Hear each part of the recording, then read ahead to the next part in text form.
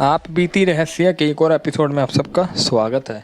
तो आज एक शिमला में रहने वाले अविनाश नाम के लड़के की कहानी लेकर आया हूँ और ये इतनी खौफनाक है जो उसके घर के सामने ही घटित हुई है।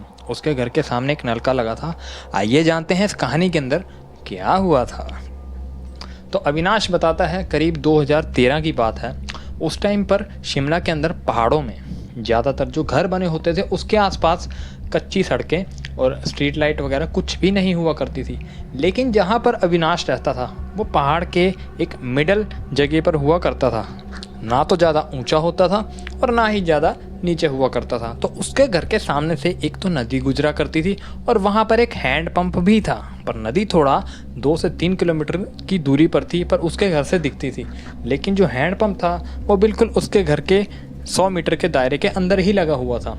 तो वो बताता है 2013 में दिसंबर के और जनवरी के बीच की बात है कि उस टाइम पर वहाँ पे बहुत सर्दी और बर्फ़ ही पड़ रही थी। तो रात को क्या होता है, उसकी नींद खुलती है क्योंकि सुबह उसने जाना था स्कूल। तो जब उसने स्कूल जाना था तो वो ये चीज़ भूल गया रात को कि उसकी मम्मी ने उसे कहा था कि घर अविनाश को कि बेटा तू सुबह के लिए पानी भर के रख लियो, नलके से निकाल के हमारी जितनी भी बाल्टियाँ हैं उन्हें भर दियो प्रॉपर। अब उसे ये चीज़ रात को याद आती है करीब 12:30-1 बजे के आसपास। अब क्या होता है, अविनाश अपने बेड से उतरता है तो वो खिड़की की तरफ देखता है तो वहाँ पे एक औरत काले कपड़ों में पानी भर रही होती है नलके से। लेकिन वो जो औरत होती है वहाँ पे हवा तो नहीं चल रही होती है, लेकिन उसकी जो साड़ी होती है वो हल्की हल्की उड़ रही होती है। वो ये चीज़ देख के हैरान हो जाता है, लेकिन वो इस चीज़ पे ज़्यादा गौर नहीं करता। वो सोचता है कि पेड़ वगैरह तो हिल नहीं रहे, हो सकता है हवा चल रही हो थोड़ी, इससे वो हल्का कपड़ा उड़ गया हो, ऐसी कोई दिक्कत नहीं।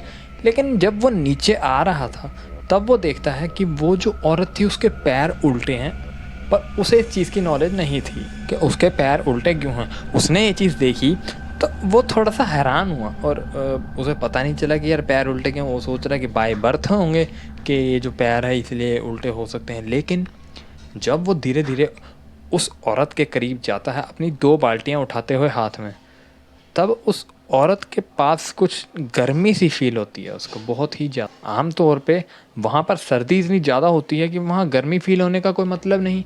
लेकिन वो जैसे जैसे उस औरत के करीब जा रहा था उसे गर्मी सी फील होने लगी।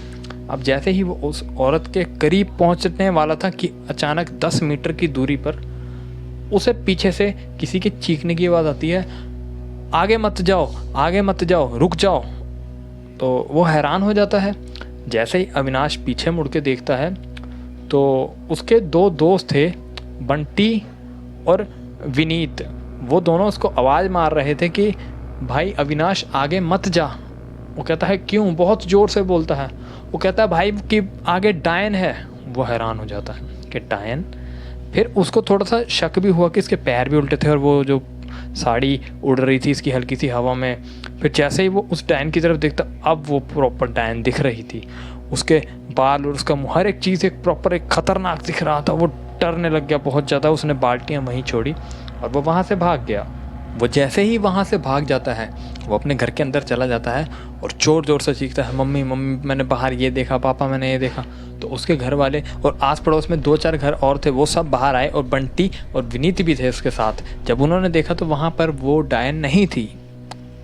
अगला दिन चढ़ता है, सब कुछ सामान्य। रात को वो फिर पानी भरना भूल जाता है। अब वो डरता है जाने से, तो वो अपनी मम्मी को जवाब भी नहीं दे सकता कुछ, क्योंकि उसकी मम्मी डांटेगी कि बेटा आज भी तूने पानी क्यों नहीं भरा। तो क्या होता है, वो जैसे ही खिड़की तरफ देखता है कि अचानक वहाँ पे वही औरत फिर अब उसे देखते हुए हंस रही थी। अब वो बहुत घबरा जाता है। अब वो समझ नहीं पाता कि वो क्या करे जिससे कि ये चीज़ से ना दिखे बार बार। तो अपने पापा को बुलाता है। तो उसके पापा थोड़े से ना मतलब वो धार्मिक थे और वो काफ़ी मतलब मंत्र वगैरह का जाप वगैरह करते थे। तो वो क्या करते हैं, अपने बेटे को एक रुद्राक्ष की माला पहना देते हैं और जैसे ही रुद्राक्ष की माला पहनाते हैं तो उसे वो दिखना बंद हो जाती है। ऐसे कई दिन और बीत जाते हैं तो वो चीज़ें सामान्य हो जाती है। तो अविनाश ये बता रहा था कि वो मुझे दिखी तो 2 बार थी, हालांकि नुकसान पहुंचाने की कोशिश तो करी लेकिन भगवान की कृपा रही, बच गई।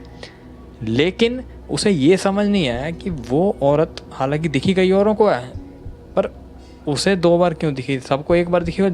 ज़्यादातर लोग पागल हो गए या बीमार होकर मर गए, लेकिन उसे ये समझ नहीं आया कि वो बचा कैसे, पर खुश भी होता है और डरता भी है कि ऐसी चीज़ उसने ज़िंदगी में देखी जो बहुत ख़तरनाक थी।